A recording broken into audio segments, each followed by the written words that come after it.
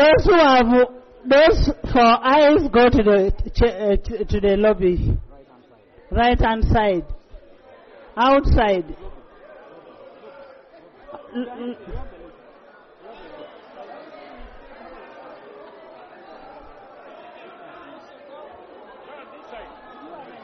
Huh? Yeah, we do. We have the number. We do. We shall test it. Because we already had this side about 80 people who have voted Naye. So, and this was about 130. Then better make sure that those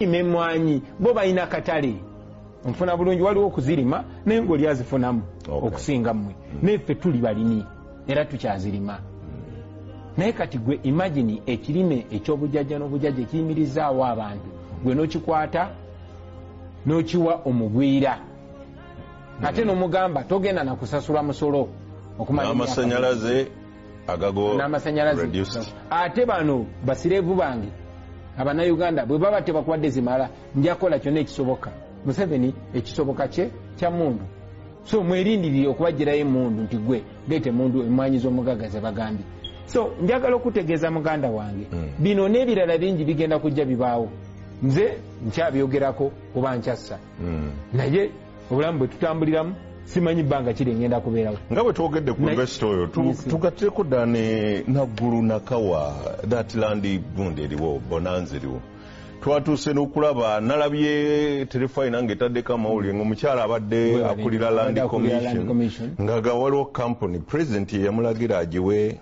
10 acres naye nga teriiyo bagenda mu America nga teriyo ne bagaya fukyusa erinnya ne wano teriyo ati bw'ogamba president abantu bayinza okubuzaabuza bayinza okulowooza president Museveni yamulagira nti lino ettaka muliwe kampuni eno naye ogenda ogipepeta nga kampuni teriyo Museveni kimufuula muki simanyi kimufuula mufere naawe omanyi bayibuli egamba mubere bamazima n'amazima gakufuula ab'eddembe kimufuula mufere naye kati ekyo kinene nnyo ku pulezidenti w'eggwanga munanga bakoze eki kati kankubuli omuntu asinga okuba ow'ekitiibwa bw'agenda n'ajawo ebintu ebitali bibye oba ssente zitali zze n'azibulankanya kimufuula muki omunyazi mu Luganda abeera ki mu Luganda olwangu aba mubbi ne bw'aba wa kitiibwa atya so okulaba evidiyo eno oluvannyuma tweyongereyo mu Uganda tojja kukkirizibwa kuddamu kulima mmwanyi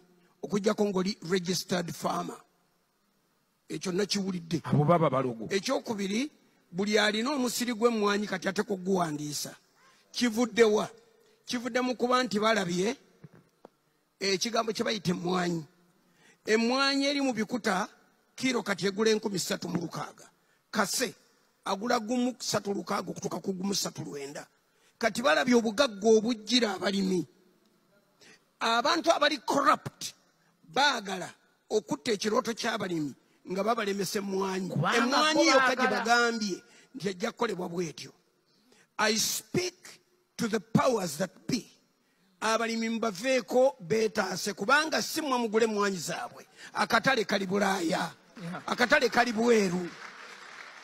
Muleke abantu beerwaneko nabo bayiye obulamu kubanga omuntu bw'aba alina akabanja oba alina ettaka lye ng'ayagala kulima mmwanyi ali mu maanyi ge ali mu busobozi bwe mumuleke yeerwaneko mumuleke kumuyingirira ebirala byonna mmwe mubirina. Omukyala atugambye nti efrizi mugiraba ejja gawanye nga bisesemye kakati ekyo kikutegeeza nti enkola etwavuwaza abantu bagimaliridde yebeeteekebwa mu nkola naye ffe tugamba bw'oba oli abantu bw'omala obbagaggawaza ne bw'ogamba nti muwe emisolo bagiwa freely ate easily. Muve ku mmwanyi ebitooke byafa pamba yagenda taba yagenda buli kintu kyonna ekyatuwanga ssente tekikyaliwo. Twalina cotton tokyalina musiri gwa cotton gw'ogamba nti cotton tumutunda gindi pamba yagenda buli kintu kigenze tubadde tusigazza mmwanyi ate nazo zaakazuukuka zizuukira buzuukizi kati nawuliddewo abantu abali corrupt abagamba tuteeka okusaawo emisolo nti tokyasobola kulima mmwanyi olw'okubanga tolina license. What kind of life is this? bwe mwawulidde Paalamenti y'e Bulaaya yayisa etteeka erikugira okugula emmwanyi n'ebirime ebirala okuwa n'ennyama n'embaawo okubitunda mu katale k'e Bulaaya nga emmwanyi ezo oba kokowa nga alimiddwa ku ttaka eryali ekibira. Etteeka ligenda kukola okutandika nga 31 Desemba. Paalamenti y'e Bulaaya yayisa etteeka eryo lwakwagala kukuma butonde bw'ensi. Ebibira bwe bitemwa ekibuguumirize kyeyongera mu nsi yonna, n'amataba n'omuyaga n'ebintu ebirala bingi nnyo eby'obulabe eri ate ffe abantu kubanga obutonde bw'ensi kwe tuyimiridde. Kyebava baagala okukugira okutema emiti oba ebibira abantu ate ne basimbako emmwanyi. Etteeka lino lyenjogeddeko eryayisibwa Paalamenti y'e Bulaaya litukwatako kubanga emmwanyi ze tulima mu Uganda ebitundu 60 ku 100 ab'e Bulaaya be bazigula. Kaakati emmwanyi ziyitimusizza obulamu bw'abantu mu ngeri nnyingi. Abaana basoma, abantu bejjanjabya, abantu batandise okusula obulungi okubeerwa n'obulamu obweyagaza abo abalimye emmwanyi. Naye bwe banaalekerawo okugula emmwanyi eziva mu Uganda ebbeeyi ejja kugwa, obulamu buddemu bukalube. N'olwekyo etteeka litwetaaza okumanya nti buli alima emmwanyi tazirima mu ttaka eryaliko ekibira. Era bajja kuba bagoberera kubanga ebizungirizi bisobola okumanya ettaka eriri e Kasanje ne Namakomo, ebizungirizi za satellite, ebizungirizi bisobola okumanya ettaka emmwanyi we zaavudde ne bategeera nti ekyo kyali kibira. N'olwekyo ku mulundi guno njagala kubuulira abalimi b'emmwanyi mu Buganda ne mu Uganda nti okuwandiisa abalimi kwe boogerako si kwakubaggyako misolo, si kwakuba kutegeera muwendo gwa mmwanyi z'ofuna, nedda, si kukaluubiriza, si kulemesa balimi. Okuwandiisa kwe twogerako ku mulundi guno tuluubirira okulaba nti emmwanyi zaffe tebazigaana kuyingira Bulaaya. Bw'oba oli Kasanje n'olima emmwanyi ne bamanya nti ekasanje tekyali kibira, olwo nga bazigula. Bwe bamanya nti ekasanje kyali kibira nga baganya zitumuzireeta. Twaleeta ekaweefube w'emmwanyi terimba olw'okwagala abantu babeeko ke bayingiza babe n'obulamu obulungi. Emmwanyi si ffe tuzifunamu, abazirima be bazifunamu. Naye ng'ekyo Kabaka kyayagala babeeko n'akantu mu nsawo. Era ffe tubagamba ku ssaawa eno nti okwewandiisa okwogerwako si kwa bulabe. Era ndowooza nja kwogerako ku CBS nkole puroguramu nnamba ku nsonga eyo. Kikulu nnyo kuba bw'otaba na katale ka kintu kyo ky'okola kigwa ebbeeyi. Bo abazungu obutonde bw'ensi bwe bukyuka be basinga okukosebwa kyemuba mulaba nga bakifaako. Ewaabwe bw'abaayo ekibugumirize omuzira gwonna gusaanuuka. Omuzira bwe gusaanuuka amazzi ne gasituka mu nnyanja n'emigga gyabwe n'okwagala okubabuutikira. Naye naffe waffe bituukayo eno. Era ennaku zino abantu bangi bamanyi nti engeri gye tutawaanya obutonde bw'ensi kyongedde ekibuguumirize na wano mu Uganda. N'olwekyo ensonga eno nkulu nnyo eri omulimi, era tugenda kwetaba n'aba gavumenti n'aba UCDA okulaba nti tutuukiriza obukwakkulizo. A major scandal involving Uganda's Speaker of Parliament, Anita Amongi, who allegedly made discriminatory remarks targeting the Baganda community. Her comment, "Make sure those Baganda don't get the numbers," is seen as a tribal attack on Baganda, a region and ethnic group central to Uganda's coffee industry and historically marginalised. This statement, coming during discussions on dismantling the Uganda Coffee Development Authority, UCDA, has caused widespread disappointment. The UCDA oversees the coffee industry, critical to Uganda's economy and largely supported by Buganda. Buganda produces nearly half of Uganda's coffee exports, and the move to dissolve the UCDA is perceived as a political strategy aimed at weakening Buganda's economic influence. Many view this incident as part of a broader issue of tribal discrimination within Ugandan politics. Criticism is mounting against Among for her role in supporting the Coffee Amendment Bill believed to benefit certain political agendas, furthering divisions. The call is for accountability. Some urge that Among should either apologise and uphold her role's neutrality or step down, with critics suggesting her loyalty lies more with President Museveni's agenda than with democratic fairness. Her actions are seen as detrimental to Uganda's unity and prosperity, particularly for the people of Buganda who feel increasingly sidelined. This controversy underscores the need for impartial leadership to bridge ethnic divides and maintain national cohesion. Kakati bano bwe mulaba wano bamukwano era bayina ebitundu bye bakulembera.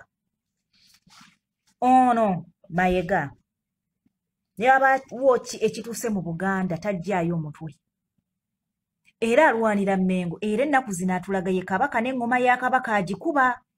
Kati ono ye alwanira Mmengo kukuba Mmengo ku ttaka. Kaakati Anita Amongi mukwano gw'ono ate munywanyi. Listen to me very careful. Bamukwano mbulya gw'oyita naye nkubuulira empisa ze. Kyavudde mu kamwa ka Anita Amongi making sure Abaganda teba making a number. Naye nga bagundi munywanyi ku munywanyi. Mbuulira gw'oyita naye. Mukwano gwo gw'oku lusegere. You understand? Ono alwanyisa Abaganda mu Paalamenti era alwanyisa birime by'Abaganda bye balima. Yes, mujja kuŋŋamba lwaki tusimbye ku kintu ekyo. Ekintu nga kivudde mu kamwa k'omuntu ebeera statement nene nnyo. At least yali badde agamba making sure nga opposition te making a number. Naye yagambye Abaganda kyavudde mu kamwa ke. Ekigambo ekivudde mu kamwa kiba kinene. Mujja kugamba simanyi tribe. I'm not a Muganda. I'm not a Muganda. Nkidamu. I'm not a Muganda. But nawulidde state ya Anita Amongi. Nga bw'oba otegera bulungi ng'oli muna Uganda. Otula wansi n'ofumitiza n'ogamba. Ate n'ennyongera okubategeeza nti ekiri atabaala. Naye asigadde waka kimutaayiza. Gwe Omwesitaani asirise. Gwe Omukonja asirise. Omusoga asirise. Omukiga asirise. Everywhere. Every tribes in Uganda ng'osirise. Kino bwe kimala okumalawo Obuganda kijja wammwe. Bwe kimala Obuganda kijja wammwe. Gojja kulowooza nti kasita nina komiti gye ndabye omwange. Ng'oli agamba ffe kasita ffe Teeso tulima bulo simanyi naki ebyemmwanyi byammwe tetubimanyi. Mukwano nyongera okukutegeeza ezo statement ez'ekisiru. Toddanga muziteeka ku posti z'abantu abategeera. Lumu ojja kukola ensobi. Kiri nti you are a Ugandan. Ng'oli muna Uganda. Kijja. Kati for example njagala kukutegeeza amafuta agayokyezza abantu. Ekiri ekimotoka ky'amafuta ekyagudde. Tekyasse Muganda yekka. Buli tribe yabaddemu. Lwaki tekyayokyezza Buganda yokka kubanga kyagudde mu Buganda? Mulimu tribe zonna zaayididdemu. You understand? Toddanga mukola comment za kisiru. Nezira kwa bataddeyo comment nga mugamba mbukati oyogeredde tribe emu. Ddayo bulungi owulize statement yange gye nakoze video gye nakoze. Owulire kye nkugamba. Ate ekigambo omuntu bannaye ekigambo omuntu nga kivudde mu kamwa ke kiba kizibu nnyo. Kiba kizito nnyo. Kukiwulira. Mwegenderezanga nnyo. Ne muwulira ekigambo omuntu kyayogedde. Ekigambo ekikoleddwa omuntu nga kivudde mu kamwa ke kibeera bwakitegeka nga kitegeke. Kuba omusajja yamuzeemu n'amugamba yes. Ennamba ejja kuwera. Owulidde. lwakubaka video kamalo kanoonya wano manyi mmwe mwagala nnyo evidence Uganda mwagala nnyo okubalagako nti kaakati waliwo gwe nalabyawo ng'agamba tuzannyira akavidiyo bannange mwagala kumala kamalo kabateera wano mwagala nnyo ebintu bya gundi nti sooka otuwulire evidence ebigambo byafudde mu ye sinze yabyogedde ng'alina ku kazindaalo Those four eyes go to the lobby, right hand side, outside.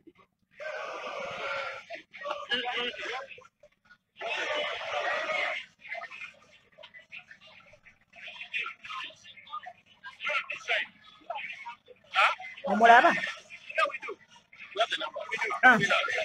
We have the numbers.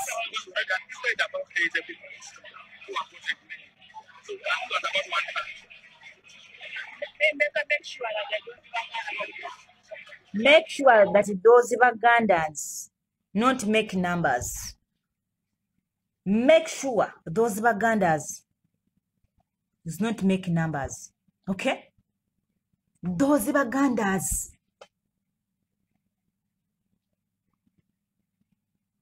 Naye jjukira nti mu Buganda temulimu Baganda bokka, waliwo n'Abaganda abagula mu Buganda amataka abakuze nga bamanyi ebyokulima, ng'asobola okulima emmwanyi, ng'asobola okukola ki, ng'abimanyi bulungi nnyo nga si Muganda era nga bumubuuza ganze siri Muganda naye nkulidde mu Buganda nzaaliddwa mu Buganda. So eno issue si y'Abaganda, naye ye Kabyogere yasitudde tribe, yayogedde tribe. Kuba yali badde agamba making sure nga opposition tewera namba naye yasitudde tribe. It means balwanyisa tribe. Ate nga mukwano gwa Mayiga nfanfe. Ono alwanira Mengo, ono alwanira mu Paalamenti. Balwanyisa Buganda. Kyovula bakabaka olubiri yalubalekera beekazanyi. Mayiga kati yatambuza emikolo, yakuba engoma za kabaka, yakola atya, emirimu gyonna yajeewa. Kabaka abalingizaako omulingize nti wuuyo ne mujaguza ne muddako ne mutuleekaanira mbu tumulabyeko. Ayi Ssaabasajja tumulabyeko naye nga temumanyi ali ludda wa. Babalingizisaako omulingizise nti wuuyo ne mujaguza ne mupositinga ne mujaguza naye nga ne mu lubiri betaliimu. Can you imagine?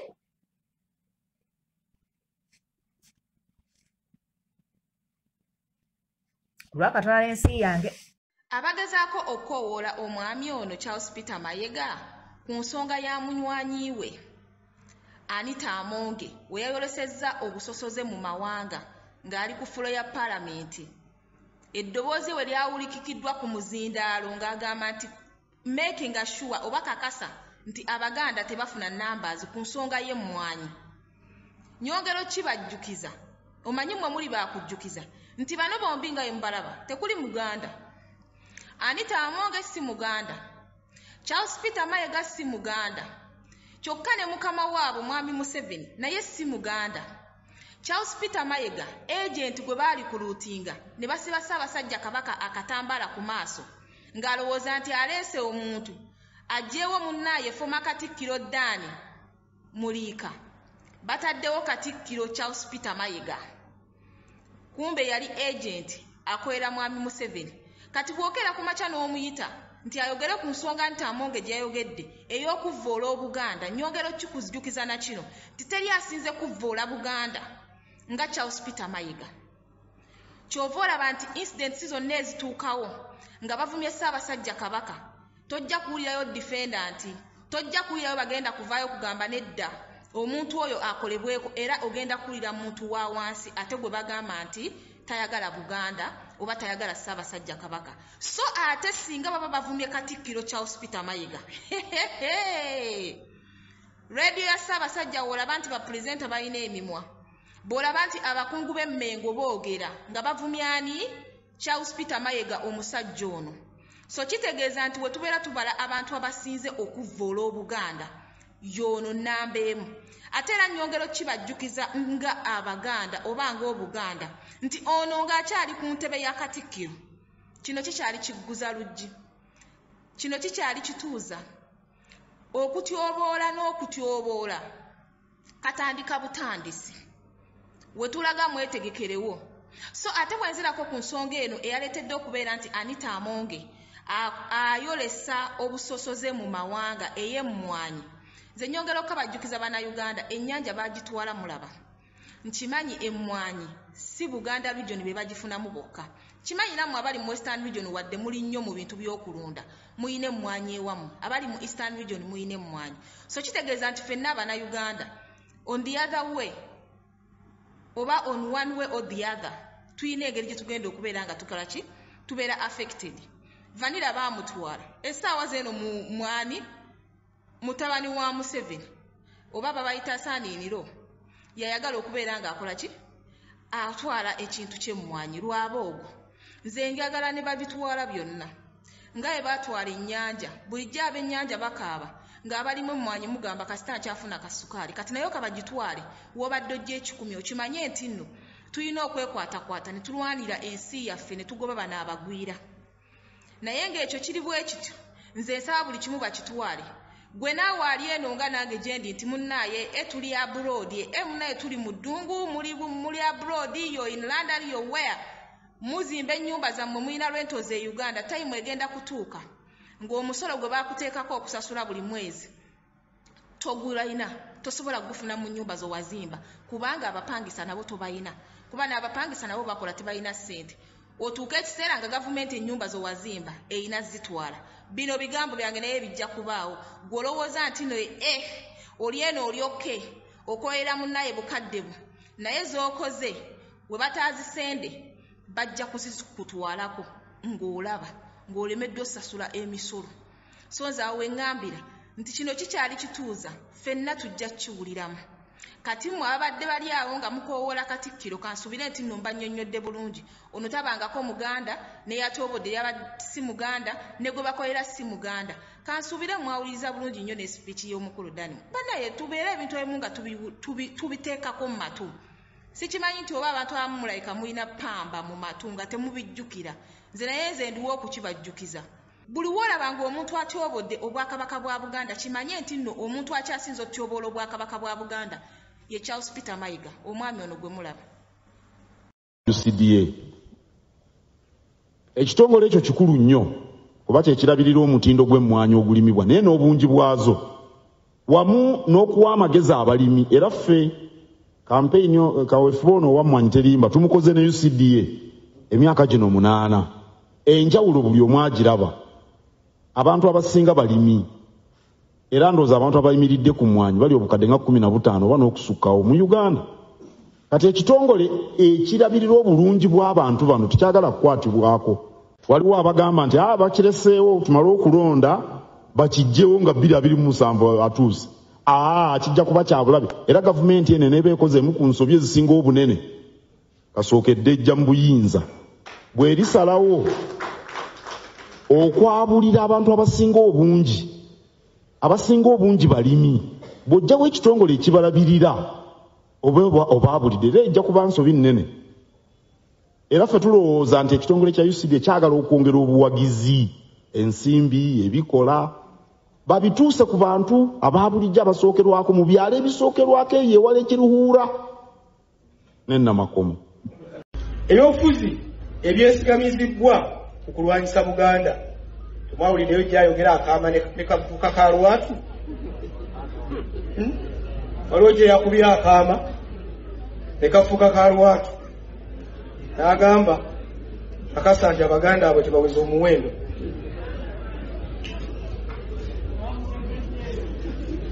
abadde nno niize butoba bava mu Buganda bagamba nti tuzira olutuula naye ebyo birala sijja bigendamu okwesulirayo gwa Nagamba mu kusomesa emiti emito obuwangwa obwavu obukudde ejjembe mu Buganda n'ebirala ebigwa mu kkowe eryo ebividdemu abantu okuva ku mpisa zaabwe ezaaliranwa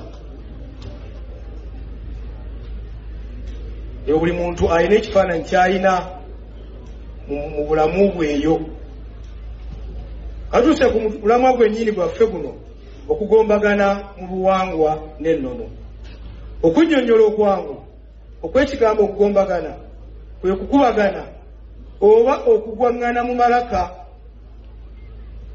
omutwe ogwatuweereddwa oba ogwampeereddwa kugombagana mu buwangwa n'ennono gwoleka nti waliwo okukubagana empawa okw'amaanyi mu bantu n'ebitongole ebirina obuvunaanyizibwa ku nsonga z'obuwangwa.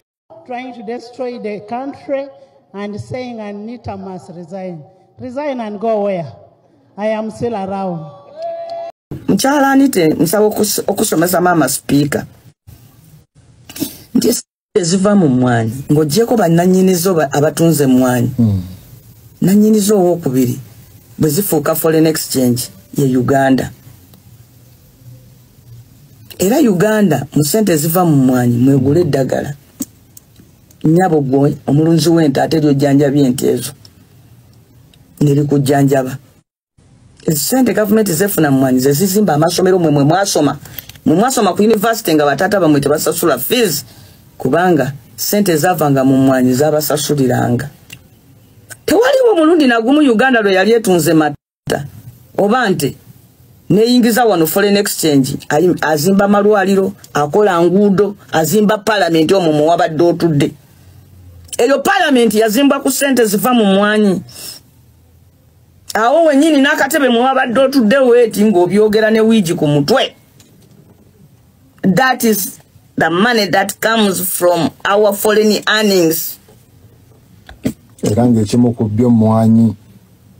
Tewali Uganda efuna kimu kyakusatu ku ssente ziva ebweru mu mwanyi. A third of our income as a country in foreign exchange comes from coffee. Ya ayogera biki? Kati tusomese tutya abaana?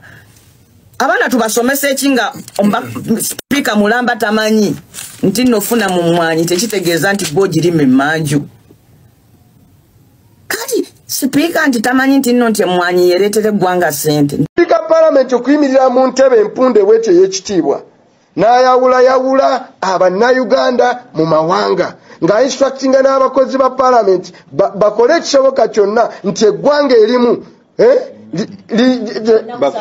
bakunge abantu nga babakunga nti si ku nsonga eriwo ku ggwanga. Sipiika wa Uganda senga yabadde mu nsi etalima matooke n'amayuuni nante senga olwaleero yalekulidde dda. Tovolaba olwokubiri tugenda kuddamu tutuuze olukiiko lwa Buganda Parliamentary Caucus tusalewo ku political action gye tugenda okukola.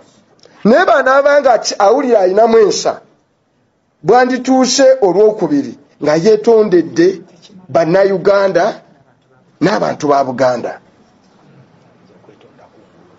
Ate okwetonda tetwagala kuno okwaki okwamaseeneeko okuseka amajeemulu kufa omukyalo otumwagadde twamutwala n'emmenga e Buganda. N'olwekyo tumusaba ku kino nga tetunatula lwakubiri baba alinamu ensonyi yetondere Obuganda yetonde.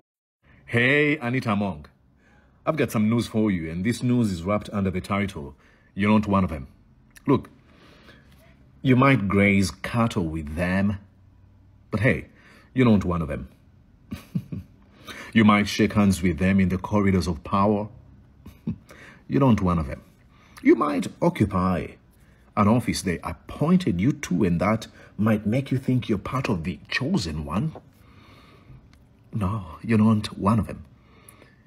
You're part of those Vaganda. You're part of the disenfranchised Ugandans. You're part of the peasants. You are part of the poor people who have been taken advantage of by the system you are trying to consolidate in power. This is the same old playbook of Mr. Museveni, and I am disheartened that you are not able to realize the tricks, that you're willing to betray your people. All for what? Money and prestige? Fame? You're not one of them. Look, I'm not claiming to be clairvoyant, but I can guarantee you, sooner or later, you'll be damned. That's after you've been used. Your friend recently said, some people want to murder her. Now, imagine former Speaker of Parliament saying, oh, there's a plan to kill me. Even a regime he sacrificed her life for cannot protect her. You don't want one of them. How about you wake up from the slumber? Or you might continue enjoying your sleep just like Rip Van Winkle, who woke up after the American Revolution had ended. He didn't know where he was. Please come on, wake up, Anita Amongi. You're not one of them. And now you can go on and shoot the messenger and ignore the message. Honorable Right Speaker of Parliament, ekintu kyeyayogedde, make sure those baganda blah blah blah ebyaddiridde tewali atennyamidde ku nsonga eyo mu butuufu bwe tuba twakunyiiza. Right Honorable Speaker, nga twakusobya mu butali bugenderevu maama tusaba kutusonyiwa bwe tuba tulina kye twakola mu butali bugenderevu oba mu bugenderevu oba tulina ensobi yonna gye twakola mu butali bugenderevu oba bugenderevu maama tusaba kutusonyiwa. Naye obusungu bw'otulinako ng'Abaganda mukwana ate jjo bwalabise nnyo. Simanyi obukyayi buli ludda wa. Nze gwe mulaba wano ndi mukyala Muganda neddira ngeye. Maama nzala yeddira Fumbe. Ekyo kinfuula omukyala Omuganda wawu. Naye muli neebuuza amawanga amalala Buganda yabakola ki? Yabakola ki ddala? Obwakabaka bwaffe bwabakola ki? Lwaki ndeeta ensonga eno? Basebo ne bannyabo, ndi wano okugabana nammwe obulumi bwe nawulidde nammwe bwe mwawulidde olw'ebigambo ebyayogeddwa Speaker of Parliament Nalongo Anita Amongi ku nteekateeka ey'ebbago erigenda maaso. Mwalabye obutambi nga Nalongo Anita Amongi agamba kiraaka oba namba ziweze n'okugamba ng'alinga awa ebiragiro tigezaako nnyo okulaba nti abantu abava mu Buganda tebafuna numbers. Etteeka lino Nalongo Anita Amongi okujja UCDA okujja ekitongole kino kya UCDA okukitwala mu minisitule y'ebyobulimi kyajja lwa kutogera Buganda, kyajja nga kyolekedde Buganda. Nalongo Anita Amongi ebigambo bye wayogedde biswaliza ddala, kubanga tumanyi bulungi nnyo bannayuganda bangi batandise ofuna akamwenyumwenyu nga kava mu kulima mwanyi. Ssaabasajja Kabaka akubiriza bannayuganda bonna naddala bali mu Buganda okulima emmwanyi, era omulimu ogwo Ssaabasajja tugweyanziza nnyo. Oweekitiibwa Katikkiro atambudde amasaza ga Ssaabasajja Kabaka gonna mu Buganda ng'akubiriza abantu okulima emmwanyi, era olwaleero ojja kutambula mu Buganda ng'olaba nti akamwenyumwenyu weekali, kubanga ekirime ky'emmwanyi kitandise obbaleetera kasente. Tumanyi bulungi nnyo, tujjukira bulungi nnyo Nalongo Anita Amongi wayambala gomesi wano n'ogenda Mengo nga lugenda okujaguza amazaalibwa ga Ssaabasajja Kabaka ku misinde gya Kabaka, n'ogula ebijoozi era ne muyimirira ku madaala ne Katikkiro n'akwambaza n'emijoozi n'ojambala ng'oli mu gomesi. Twali tetumanyi ti Nalongo Anita Amongi walina effumu mu mugongo gwo. Twali tetumanyi nti olina obulabe n'obukyayi eri Buganda, kubanga toyinza kubeera gwe Nalongo Anita Amongi nga tumanyi bulungi nnyo olina ebyobugagga bingi mu Buganda wano, oba obifunye otya oba otya ekyo kirala.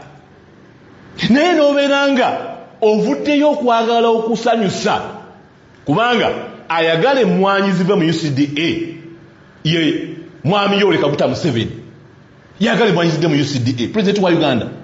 Nga ffe tulaba bulungi nnyo ekitongole kya UCDA kikoze omulimu munene nnyo okuwa bannayuganda amaanyi.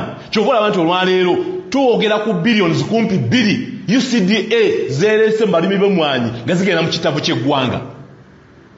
Kakati Anita Amongi oyagala kusanyusa nti olw'okubeera nti oyina ebizibu byo mu mbeera zonna, olw'okuba nti bannayuganda babadde batunuulidde nnyo Paalamenti, era n'okutuuka okugamba nti Paalamenti etandise okunoonyerezebwako olw'obulyake bwe batandise okunoonyerezako mu Paalamenti. Kakati oyagala kusanyusa President Museveni kubanga mu mbeera zonna oba oli awo fayiro zo bwe ziba zituuseeyo asobola okugamba nti alina omulimu gwatukolera. Naalonga Anita Amongi, lwaki walazza obukyayi obufaana bwe butyo eri eggwanga Buganda? Kubanga byewayogedde byabadde biraga kinene nnyo nti ebbago lino tulireese kwongera kunafuya abantu balima mmwanyi, ate abasinga okulima emmwanyi wano olwaleero bali mu Buganda. Ebbago lino lyawagiddwa abantu ab'enjawulo abava mu bitundu eby'enjawulo abagamba nti emmwanyi sigale mu USTDA olw'akakiki ali mu minisitule y'ebyobulimi.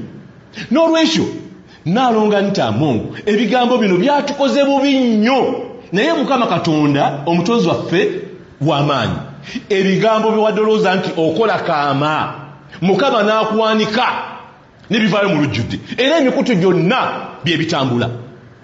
Bw'otooveeyo Naalonga Anita Amongi, sipiika wa Paalamenti ya Uganda, ne weetondera obwakabaka bwa Buganda, ne weetondera bannayuganda bonna abalimi b'emmwanyi, bw'otooveeyo kwetonda, bannayuganda tugenda kutandika okukuboola mu mbeera zonna, buli woonoolaga tugenda kukuboola. Era njagala kukakasa, tojja kutebenkera mirembe mu ntebe y'obwa sipiika ku bigambo bye bayogedde n'okutyoboola abantu ba Ssaabasajja Kabaka. Amanya gange nze Asfaw Bobby, ku profile yange nze Asfaw Bobby, erisigadde ndyesigaliza lya kika kyange. Nze nagamba nyimirira ku nsonga bwe majogedde ekintu sikiddamu ate sikirumamu. Nze nsigala nyimiridde nga nze gwe asigadde gw'omanyi gwe olowooza endowoozayo gw'omanyi. Mwe abavuddeyo abagamba nti Anita Amongi yeetonde kuki? Kyemugamba ebyogedde tabimanyi? Kyemugamba nti yabadde teyeetegese nti kyamusimatuse busimatuse? Bameka bano bonna baminisita yavuddeyo ono n'abagamba nti minisita tagenda kwetonda okuggyako bagenda mukubisa fayini ku misinga house. Tagenda kwetonda kutyoboola kabaka. Then Anita Amongi nga kyavudde mu kamwa kate n'addamu naye n'akola statement ke yagenda kwetonda ki? Baganda muleme okwekkiriranya, Abaganda muleme kulengerera wano nga temulengera kiri mu maaso. Anita Amongi bamutuma. Anita Amongi ekigambo ajja kyetegese ng'agenda kukyogera. Abaganda muleme kwekkiriranya.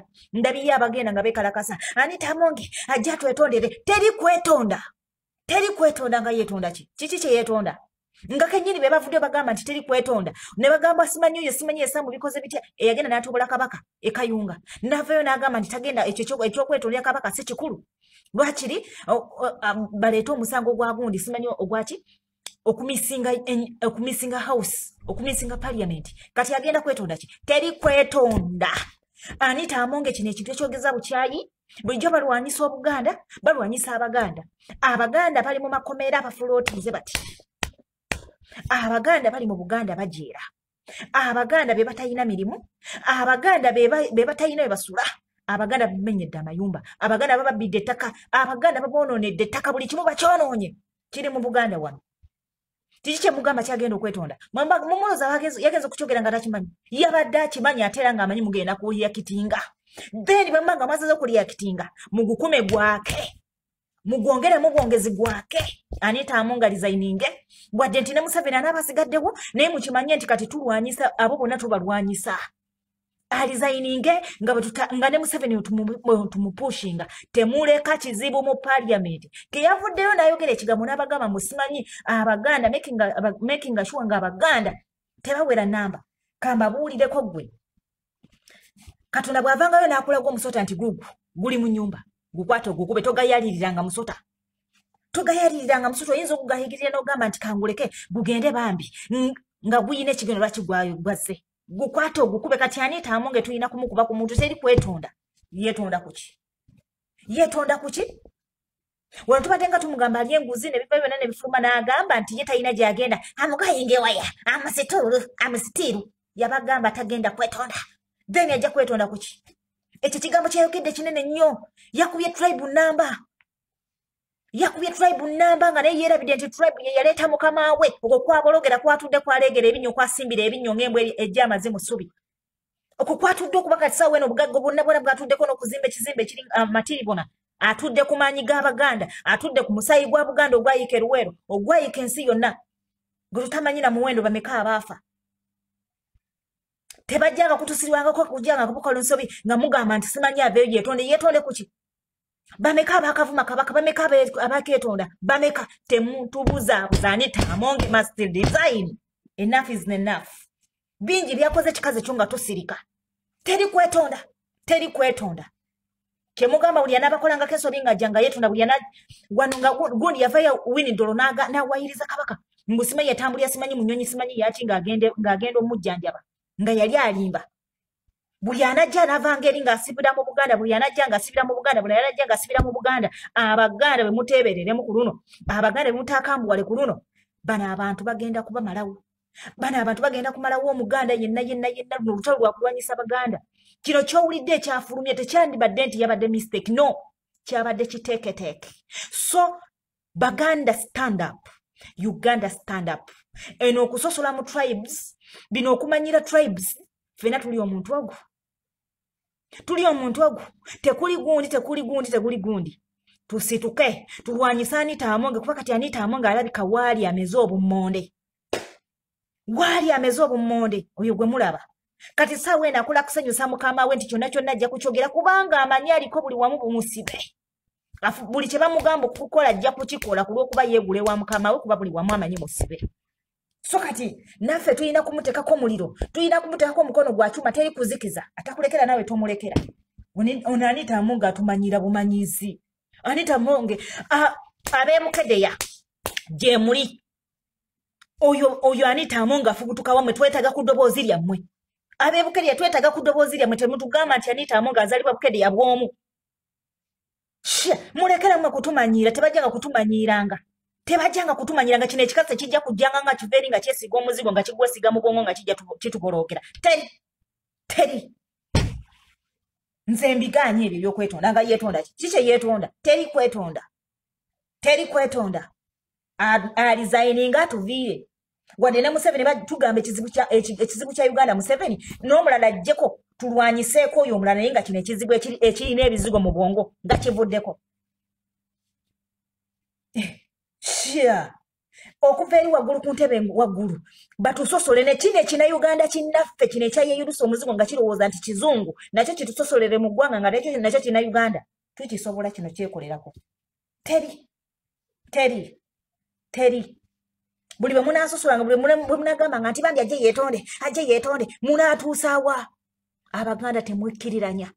Abaganda temwekkiriranya muyimuke oba mwayimuse muyimuke buli omu awande omuliro ono omukazi tujja mubuuzako wagenda okunywa amazzi ebyo byebyange nze njogera ekigambo nze mala kweteekateeka ne ngamba kati nnumba ngenda kwogera kyesigenda kuddamu nze nkyogera nga sikizaayo nze bwentu bwe mba njogedde teri kusonyiwa Anita Amongi akamanyiro kasusse mu Uganda Paalamenti yagifuula yakusosola mawanga Paalamenti yagifuula yekyayagala kyakola Paalamenti ababaka bafaajo amanyira bamanyire sit down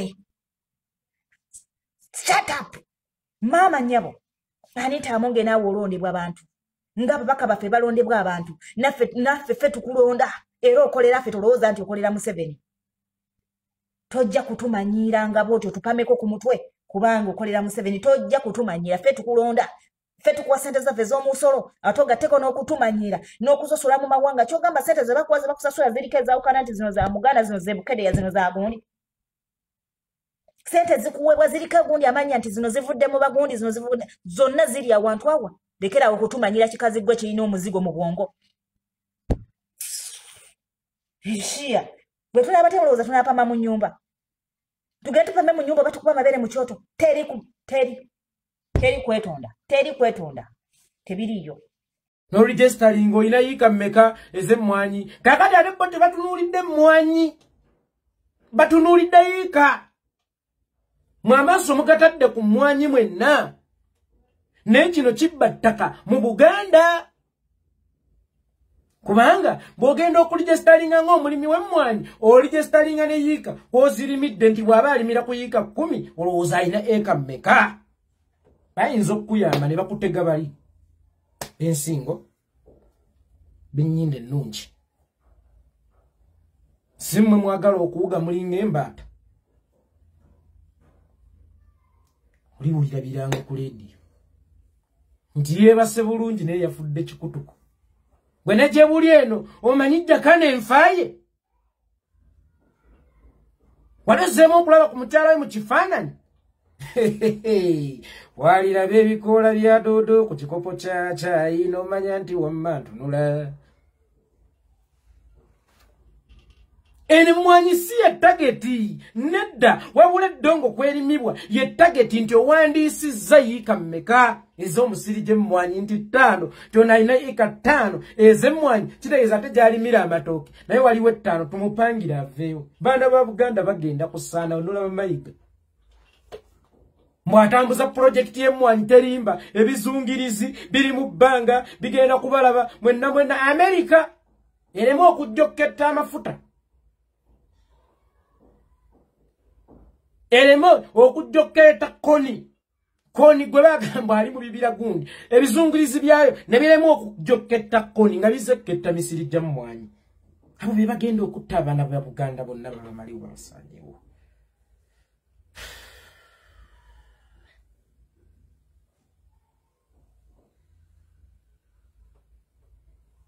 Abalimi ab'emmwanyi bino ebintu bye bali mu bbaletera ne biru ze balese mu Paalamenti tebagenderedde mmwe kubeera bakozi baabwe nti mubalimire emmwanyi wabula baagala gwe muzirimira. Bwe weebuuze bwe baba bakizuula nti emmwanyi erimu ssente nnyingi ewaabwe teri ttaka bakikirize n'abanyankole bagirime kale. Lwaki bo tebabaagaliza? Oba bo lwaki mu bibanja byabwe temuli mmwanyi? Bayisidde buyitizi mu mmwanyi okumanya Abaganda abakyalina ettaka. Mwanga Kivumbi ebyo tabitegeera ali mu Paalamenti batudde biru y'emmwanyi n'etuuka bannange tetuli bangi mu nambazi anti tetulina nambazi. Bali boogamba abalina nambazi tebasukka 3 kale bwe baba bangi 4 naye nga miliyoni z'Abannayuganda 45 z'obalira ku bano mbuye majority. Mmwe muli 3 simanya muli 5 aba abasindika yi Paalamenti entuufu Paalamenti esukka kayumba ako tokkiriza ababaka ababiina ebya NRM okugiyita majority y'abantu be banyigirizibwa waddayo n'obeebuuzaako n'obategeezaako oba n'obakunga kuba mmwe Paalamenti banne Paalamenti entuufu mujje musituke mugende ku kizimbe kya Paalamenti ey'ekimpatiira. Golowooza nti nga tuzza abantu miliyoni emu ku Paalamenti awo waliwo biru eyita nga temujjagadde ne mukunga naye mmwe majority mubala bantu 4 andi be balina majority munange be balina numbers bantu 4 sebo bali ku miliyoni z'Abannayuganda ezikunukkiriza mu 5 mbuye majority eri mukunge. Mukama wange right honorable Joe Osenyonyi ababaka bo bagambe balekeraawo okwekwasa balekeraawo kaabo olumamiro ku mateeka amafu agayiseewo nti bali be balina majority. Paalamenti esukka kayumba ako Paalamenti yenze ye muntu wa wansi n'ebizibu by'omuntu wa wansi n'abantu ba wansi wabayita bajja ku Paalamenti nga waliwo etteeka ebbiri eriyita katinga lumu. Lumaleese etteeka mu ddiba lya opposition ye kennyini ng'alinga opposition naye nga ligenda seconding baba NRM babina bameka whatever they are. Then enkya mugambi balina numbers baatusinze. Numbers omanyi kye bayita numbers oba mumanyi kye bayita Paalamenti entuufu yezo tulu z'engandi ze mulina ze mutamanyi butebe bazikozesa. Kubanga nze nandirowoozezza nti ate ffe tulina numbers ffe tulina majority. Museveni watuukira okuga nti nkuwadde obululu bukadde 3 oba bumeka bonna bwakuwadde akubbye naye alabye ng'omuleebezza nnyo ng'alina n'okuyingiza mu bukadde bw'obululu. Tukitwale nti obwo bwe bwaffe obukadde 3 bino ebina bikutegeerera bitya? Bino ebina bikutegeerera bitya? Kubira ttongo essimu mugambe duumira tene etteeka liri mu kuyita. Mugambe duumira etteeka liri mu kuyita naawe nkutume ku ground buli mubaka omutume genda ogambe abantu nti nedda teligera kuyita bajje. Bwe batajja liyita ate linyigiriza bo naye bantu temubawangako mukisa kutuuka ku Paalamenti. wakanya byo bawakanya mumwe mukayana kayanako banaye bali be balina majority then bwe kibeera kityo nga tugenda kutambulanga ku majority y'abali kizeze tetulifugansi kubanga eva majority be baba nayo kubanga bebewa tukozese majority entuufu ey'abantu buli tteeka eriddamu okuyitanga be balina okuliwakanya Museveni amanye ntadiiringa n'abantu bano ababaka 5 adiiringa na Uganda namba naye nga mmwe mukunze bw'omwamala tulina majority leero n'enkya kyatoddamu kunsaba bululu onzungirako lwaki nze bagambako nti njagala nnyo okunziikirako omubaka ng'ekimuzunza okusaba obululu mbwaziika mbu yagula ekimotoka bino balina bispa custom bye bagula ne bateekako obugombe n'awandikako ekigamba ambulance ebadduseewa okuza ambulance ebadduseewa ne mmoka ze mugula ambulance wabula mmoloka justice ddusa abalwadde mu ddwaliro okuba ambulance kitegeeza eddwaliro eritambula omuguza ambulance zibatwalewa n'emulage watali ddagala nsobola okukkirizaako Seggirinya kandi yali aguza ambulance niwe babatwala ng'alinawo naye gwe oguza ambulance mbu kyekigenda okukulondesa olwo tetulina namba nange toddamu kunzungirako ng'onsaba bululu ng'okyatambuza enjiri ya majority simanya ne minority majority kyesinga abantu aba balonda abangi gwe oli mu kifaananyi ky'abaakulonda MP si gwe baakulonda era si gwe constituency toweebalirangako gwe omwogaye tetulina numbers tunuulira abaakulonda ezo ze numbers ziyite bwe mujja bwe mutuzungirako bwe mutusaba obululu ate nja tetulina numbers. Do you know Paalamenti gwe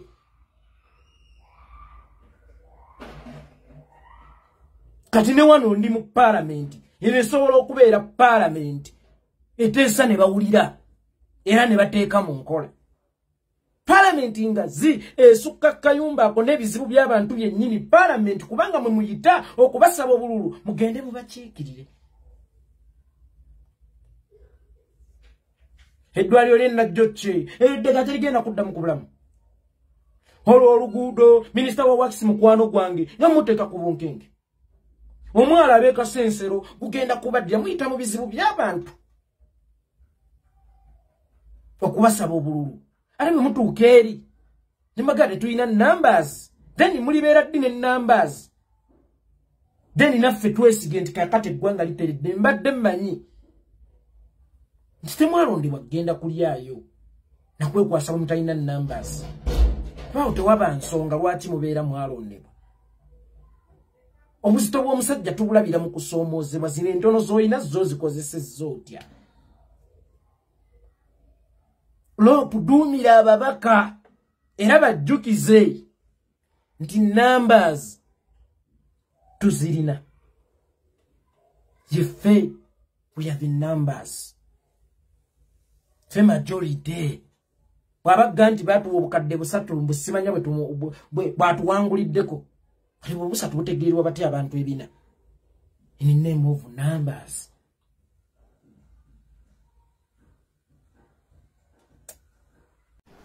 Nabi abantu bangi nnyo okuva Anita Amongi speaker yavuddeyo n'agamba those Bagandas make sure they did not get a numbers.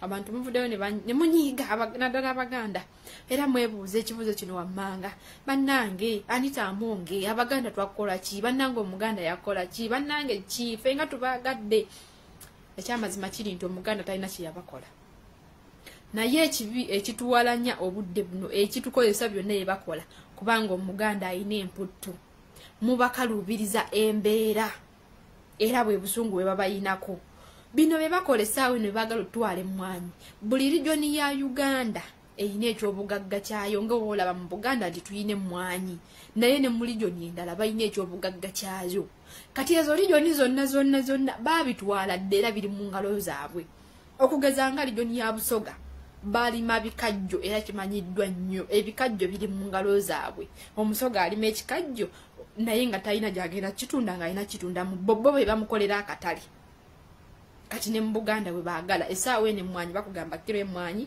eri kakaaga oba kasanvu kati balabanga sente ezo nnyingi nnyo baagala bagitwale bajje bakugambe nti kiro y'emmwanyi ya 200 nga tolina wakugitunda ngero olina gitunda kubanga eyengedde kati kye baagala regioni endala baziyingira mudda era ebyabwe babitwala golodi kalamojja bamutwala dda abayobbo tebalina buzibu tebakayanako Janet Kataha Museveni yayingira direct mbakala moja n'atwala ente zaabwe ne babagamba nti katuzibalundire era bo bali okay tebakayana abanyankole bakugamba nti ewaffe ettaka baalitwala dda n'ente kwe tubadde tuguze tulunda bakugamba okufuna akatale mbw'ogitwala mu katalo gitunda ezaabwe ze ziina kalusu ndwadde ng'oyagala okwegeziwaza ofuna akatale nabo babitwala ddera olunda ente eyo nga bo bennyini balina kukolera price gy'olina otunda ente eyo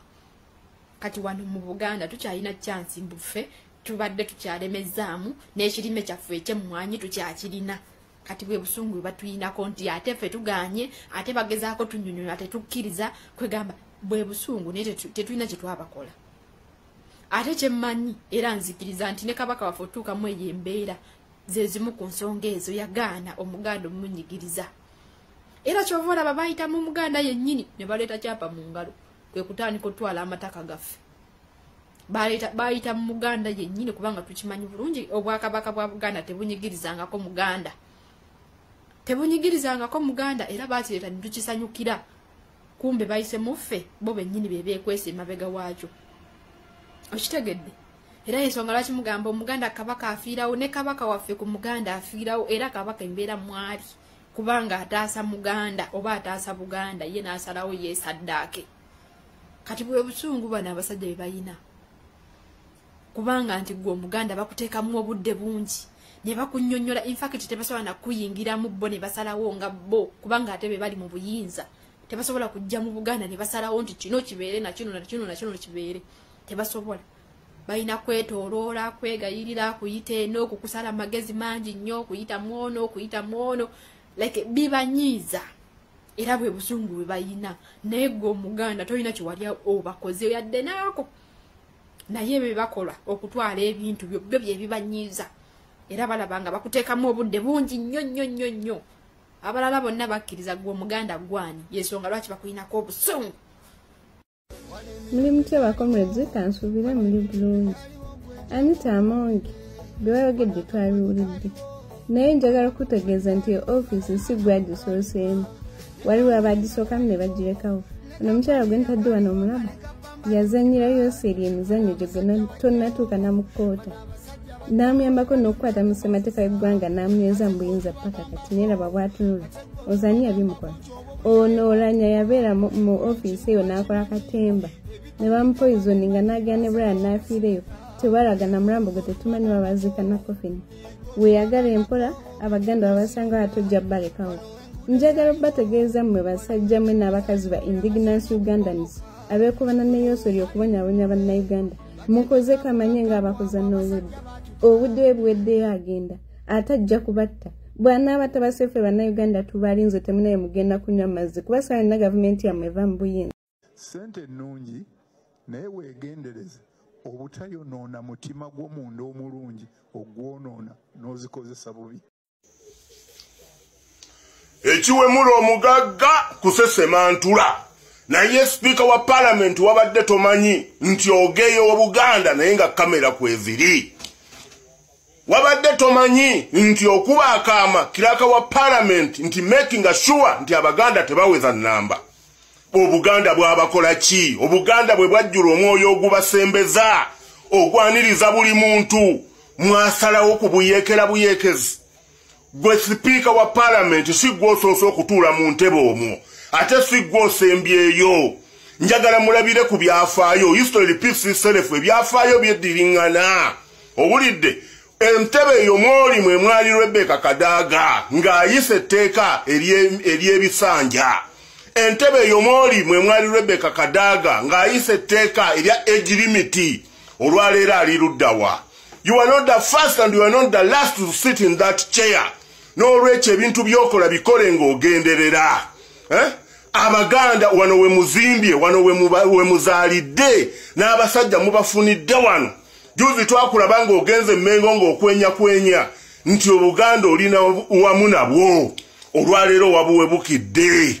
Ekyo ogenda okukiddawa. Oteeka okuvaayo ne weetondera Abaganda, ne weetondera Ssaabasajja Kabaka, ne weetondera abantu ba Buganda. Olwa statement gye wayisizza ng'olinga ng'agamba nti etteeka ly'emmwanyi ligasa Baganda bokka, oba etteeka ly'emmwanyi balireeta kukola mu Buganda bokka. Emmwanyi zirimibwa mu Uganda yonna olwaleero. Bazirima Ettoro, bazirima Nkole, bazirima Hoima, bazirima Bugishu, bazirima Busoga, bazirima buli wamu. Naye bw'osingola yizinga n'ogamba nti make sure nti ennamba y'Abaganda tewera obanga alina akakuku ku Buganda ng'eggwanga newankubadde nga tubeera naawe. Ekiwemula omugagga kusasema ntula bulijjo tubadde tetumanyi watwefungulidde n'otulaga obubibwo bw'ofaanana eri Abaganda. Owulidde ekyo walibadde tokyogera etteeka kuba temwalireetedde Baganda. Abantu tebabakyawa lwakuba nti bye mukola birungi. Abantu babakyawa olw'okuba nti bye mukola bibanyigiriza. Omuganda wanaye abantu babadde basigazza mmwanyi zokka. Obote bwe yali ava mu buyinza ebyafaayo bitulaga nti yaleka ebitongole nga Coffee Marketing Board, yaleka Coffee Lint Marketing Board, yaleka Uganda Railway, yaleka Airlines ng'erina ennyonyi 8 byonna mu bitunze biweddewo. Kati oyagala abantu babagambe batya? Buli wamu mmwe muliwo golooza nti bakwagala nnyo. Era naawe ojja kumala okubakolera era naawe bakufulumye kubanga toli waabwe. Ekyo kyekyabalema okuyiga, kyekyabalema okutegeera nti b'okolera bo bakozesa bukozesa. B'okolera bakozesa bukozesa. Abantu bwe bavaayo ne bawagira His Excellency Bobby Kyagulanyi bamuwagira olw'ensonga nti mubanyigiriza, mubatuusizza ku bisenge. Buli wamu mmwe muliwo, buli wamu mmwe muliwo. Obulire mmwe mwasoma ki abalala bye bataasoma? Mwasoma biki abalala bye bataasoma bokusobola kukola mu ofiisi ezo? N'olwekyo enough is enough. We are all behind Bobby Wine. We are all support Bobby Wine just because nti mutunyigiriza nnyo, mututadde ku kisenge. Owulidde tumuwagira lwa bulumi, twagala kuva gye mwatusuula, twagala kuva gye mutunyigidde. Owulidde eggwanga lino musooka muliweemuuko ku Bobby Wine emyaka 5 gyokka, mulabe eggwanga lino bwe lidda amatombuta, bwe lifuuka amatombuta. Mwe ajja balaga we bafuga eggwanga, ajja balaga nti eggwanga balitambuza we bati. N'olwekyo nze njagala okwebaza buli mubaka eyavuddeyo n'ateeka eddoboozi lye ku mmwanyi. Ababaka abayimiridde naffe ku nsonga eyo era naffe tubalaba nti mwayimiridde. Naye newankubadde abamu muzze muzannya buzaabuza nga ye politiki si wammwe gwe muzannya. Kino oba kiyiseemu oba tekiyiseemu tukyabalaba era tubeetegereza. Tukoye okutuzannya politics atalina makulu anywereza obunywereza abali mu buyinza mu bifo. N'olwekyo His Excellency Bobby Wine njagala okukulabula mu babaka abakutambulirako abakuli ku lusegere. Mulimu omubaka nga ye mukozi wa state akiikirira Kampala wano. Naye essaawa yonna nze nninze mu muwebu tiketi nti akomawo ndyoke mwabye mulyoke mukakase. Yefuula nnyoloyo tava wooli buli wabeera woobeera buli wabeera woobeera. Naye ffe tumutunuulidde. Ebintu byakola ffe tubiraba mu kyama era tulina lengisi zaffe ezitulaga nti olwaleero yabadde onaasinkana gundi ne gundi naye akutambulirako nnyo. N'olwekyo ababaka twagala okwebaza abo bonna leader of opposition Joel Ssennyonyi okuba nti ku mulundi guno watuzuukusizza n'otugamba nti mu constitution mwennyini constitution yegamba nti singa muyise etteeka ababaka 40 and above ne bayimirira nga bawakanye etteeka eryo ekiteeso ekyo ne bahayizi nga bahayizi oli speaker bagambye ekiteeso ekyo kiddibwamu ne mutunuulira etteeka. Ekyo bampuuga kye babadde tebakola nga tebatuzuulira nti awo waliwo n'akakodyo akalala. N'olwekyo ssebo ogenda mu maaso tetujja kujja kigere ku muliro, tukyabalaba kubanga ffe ebituleekanya n'ebitwogeza kutunyigiriza. Abaana baffe tebasoma, abantu baffe tebalina kye bagira, muli mu buyinza mubwesibyemu, temweyongerayo, mulinga bimotoka bikadde. Mubimotoka ebikadde bino ebibeera ku lusozi tekigenda mu maaso ate tekidda mabega ate tusobola kukiyisa ku dde ate tusobola kukiyisa ku dde eri. Muli awo wakati we mutusiriwaliza. Mukama abakuume.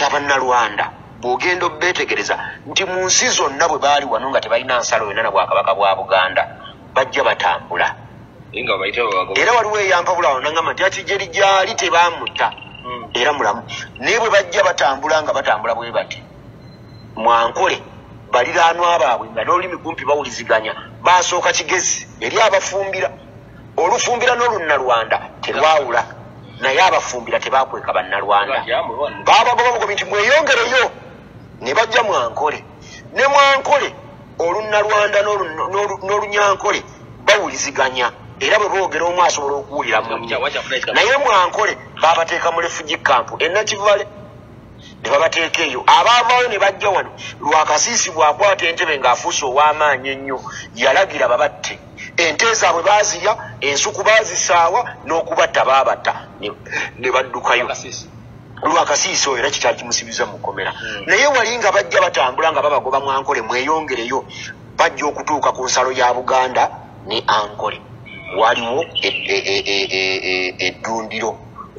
eddundiro ekkuumiro ly'ebisolo National Park bayitawo mu neekongolero naye mwalimu empologoma nga tebasobola kuyitamu batambuza bigere empologoma ne zitandika okubalya era empologoma zaabajanga nti bagamba nti kiramujanye era bw'obuuza abantu kiramujanye kitegeeza ki kiramutwaye tikimulidde kimututte Sir Edward Muteesa yawuliranga abantu nti abo baki abafiira mu Nankani nti munnange balangira b'e Rwanda baabagobye ewaabwe ekitabantu kyabaleese ne batuuka wano emisinde nti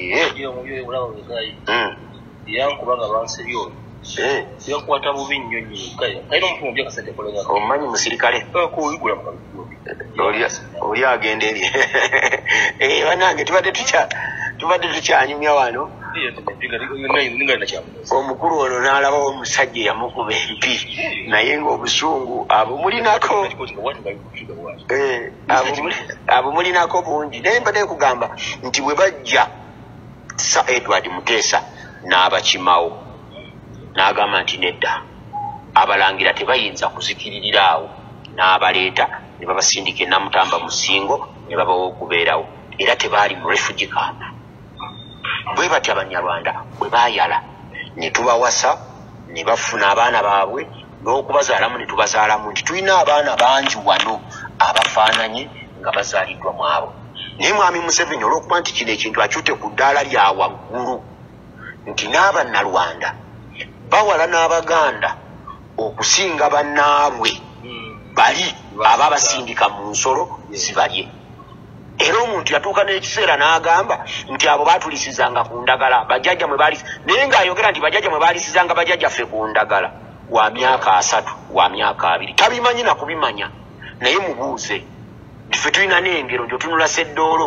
ng'omukoleza akoze eki amazeewo kitegeeza ki nti mu Buganda wano twabanga ne sowaani ezi eya maama eya taata ng'eyokusatu ya mugenyi era abaana baaliiranga ku ndagala taata abeera wali n'akolezaako abalenzi ne maama n'abeera wano n'akolezaako abawala bw'akoza bwakuwa n'olya n'omalawo n'otandika okulolobala olinda ddadi kuba naye ddadi yalinanga ate okulya ate akoleze n'abalala naye obukyayi abantu babutwala ku levo eyo nakugamba nga ndi wano ku seeti nti Mwankole ekibuga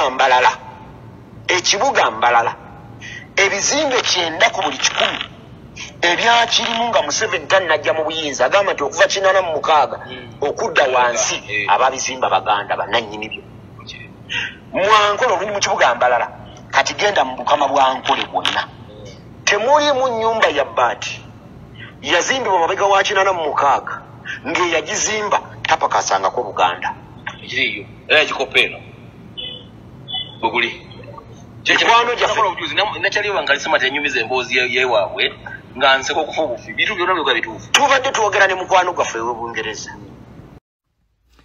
nze nzikiriza bwe nti oyo yenna asponsoringa bannayuganda okubakuumira ku kikyayagala ku intaneti kuno omulimu agukoze bulungi agukoledde ddala bulungi kuno ku intaneti kuliko amawulire ng'olaba tegalina nnyo bwe gayamba munnayuganda naye nga basobola okugawa amaanyi naawe n'otya n'okutya aji yamulya teyamulya agamawulire YouTuber, radio station, simanyi ba influencer, abogere nafa abogere obwogezi, Facebook, buli omwaga wadde omuliro.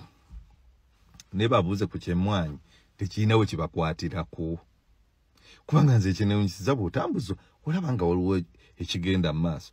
Geoffrey Rutaya abaana bakulaze nti bajja mu trendings lwa kazungu kwe yayogedde. Ne si lwa nsonga gy'aliko. MP waffe mugamba bulijjo tayogere. Yayogedde kaakati kiki?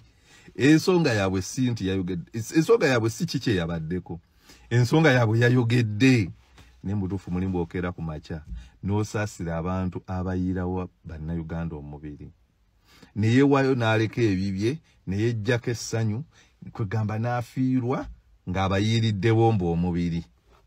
Okwatibwa ng'oluusi ennaku n'omusaasirako. Kubanga otunula bannayuganda n'obuuza bano be bayiirawo omubiri bo bye baliko. Bye baliko. Kubanga kyekituufu kiri nti tukkiriza batch feelings omusajja akola ki?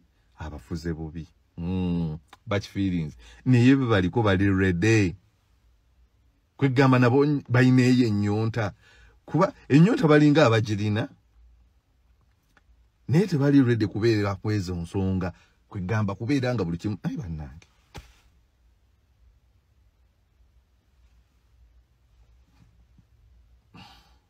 Mbatadde. Yenga nyiridde nnyo kafiruta kamaanyi banange siri mwangu. Nebyo bye muliku. Waliwo ensonga y'emmwanyi. N'eki trendinga aji yalya aji teyalya. Kiraga Shumba yaguze emmotoka eri mmanyage bye bitrendinga. Nebyo bikwatagana ku byensawo zammwe. Byo mubiriko. Kubanga ye mmwanyi ne woba oyagala ogifunamu indirectly bye muliko. Bako munnayuganda oyinza omukutukirako. Kyamu nnyo era alina okukijjawo mu bwangu. Munaku ntono nnyo. Alina okwetondera Abaganda. Abalondebwa wano okubatyoboola Anita Amongi ateekwa okutubuulira lwaki bulijjo ekiteeso ze ayawulayawulamu n'alifuula nti byama. Twagala madamu Anita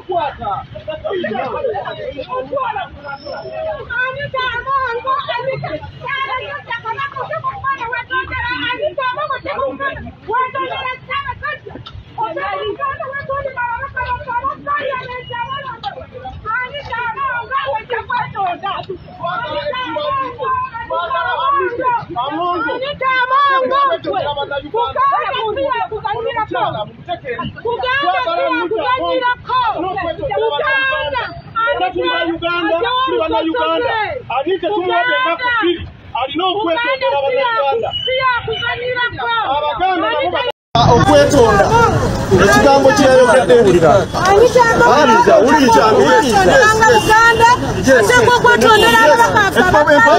tutwala wa speaker justice document Anita Amongi alina okwetondera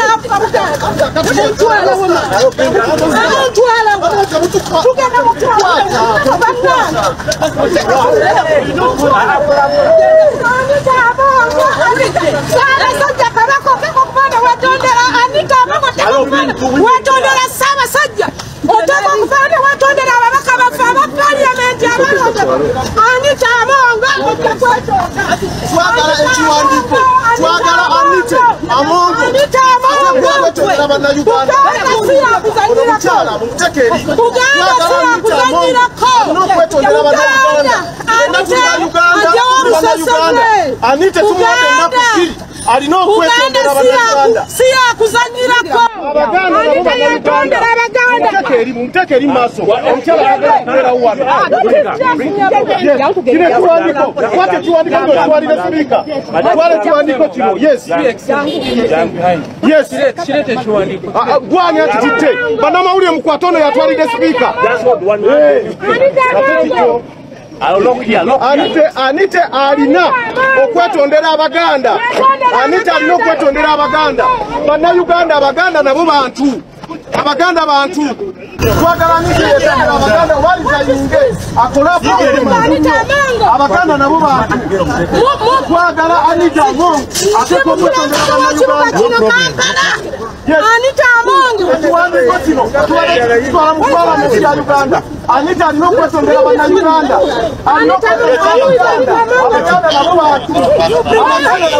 Electoral area.